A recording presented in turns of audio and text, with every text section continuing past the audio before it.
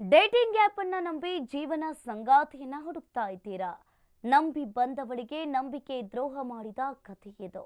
Silicon ಸಿಟಿಯಲ್ಲಿ marriage ಧೋಕಾ ಕಹಾನಿ. Dating app ಅನ್ನ ನಂಬಿ ಜೀವನ ಸಂಗಾತಿಯನ್ನ ಹುಡುಕ್ತಾ ಇದ್ದೀರಾ? ನಂಬಿ ಬಂದವಳಿಗೆ ನಂಬಿಕೆ ದ್ರೋಹ ಮಾಡಿದ ಕಥೆ ಇದು. ಸಿಲಿಕಾನ್ ಸಿಟಿಯಲ್ಲಿ ಮ್ಯಾರೇಜ್ ಧೋಕಾ ಕಹಾನಿ. ವಿಚ್ಛೇದನವಾಗಿದೆ ಎಂದವನ ಜೊತೆ ಮಹಿಳೆ ಮದುವೆಯಾಗಿದ್ದಾಳೆ.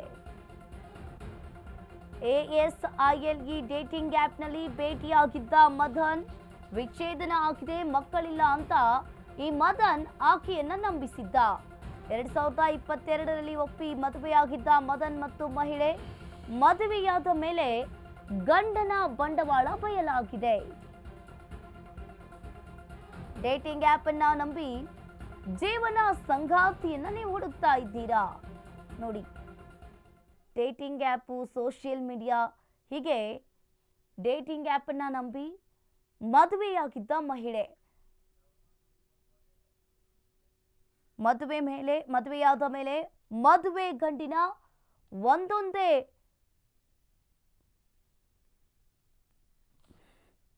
ಬಂಡವಾಳ ಬಯಲಾಗ್ತಾ ಇದೆ.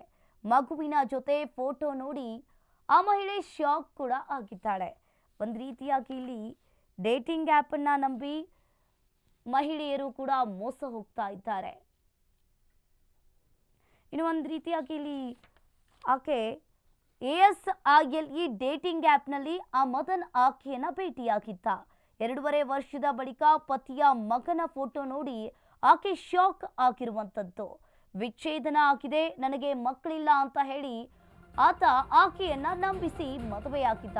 2 ವರ್ಷದ ಬಳಿಕ ಪತಿಯ ಮಗನ ಫೋಟೋ ನೋಡಿ ಆಕೆ ಶಾಕ್ ಆಗಿದ್ದಾಳೆ.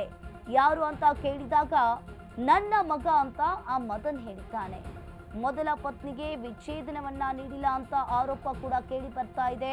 ಡೇಟಿಂಗ್ ಆ್ಯಪ್ನಲ್ಲಿ ಸಿಕ್ಕವನ ಮದುವೆ ಆಗಿದ್ದವಳಿಗೆ ಈಗ ಶಾಕ್ ಎದುರಾಗಿದೆ. ಹಣ, ಒಡವೆ ದುರುಪಯೋಗ ಪಡಿಸಿಕೊಂಡು ವಂಚನೆ ಆರೋಪ ಇಲ್ಲಿ ಕೇಳಿ ಬರ್ತಾ ಇರುವಂಥದ್ದು. ಪತಿ ಕುಟುಂಬದವರು ಹಲ್ಲೆ ಮಾಡಿರುವುದಾಗಿ ಕೂಡ ಇಲ್ಲಿ ಕೇಳಿ ಬರ್ತಾ ಇದೆ. ಇನ್ನು ಬೆಂಗಳೂರಿನ 2 ವರ್ಷದ ಬಳಿಕ ಪತಿಯ ಮಗನ ಫೋಟೋ ನೋಡಿ ಶಾಕ್ ಆಗಿದ್ದಾಳೆ. ವಿಚ್ಛೇದನವಾಗಿದೆ ಎಂದವನನ್ನ ಜೋಡಿ ಮಾಡಿಕೊಂಡ ಯುವತಿ ತನ್ನ ಮಗನ ಜೊತೆ ಕೆಲಸದ ನಿಮಿತ್ತ ರಾಂಚಿಗೆ ಹೋಗ್ತೀನಿ ಅಂತ ಪತಿ ಮದನ್ ದುಬೈಗೆ ತೆರಳಿದ್ದ. ತನ್ನ ಮಗನ ಜೊತೆ ಹೋಗಿದ್ದಾನೆ ಅಂತ ಹೇಳಿ ದೂರು ದಾಖಲಾಗಿದೆ.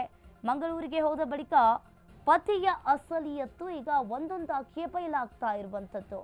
ಪತಿ ಕುಟುಂಬದವರು ನನ್ನ ಮೇಲೆ ಹಲ್ಲೆ ನಡೆಸಿದ್ದಾರೆ ಅಂತ ಹೇಳಿ ಆರೋಪ ಕೂಡ ಇಲ್ಲಿ ಕೇಳಿ ಬರ್ತಾ ಇದೆ.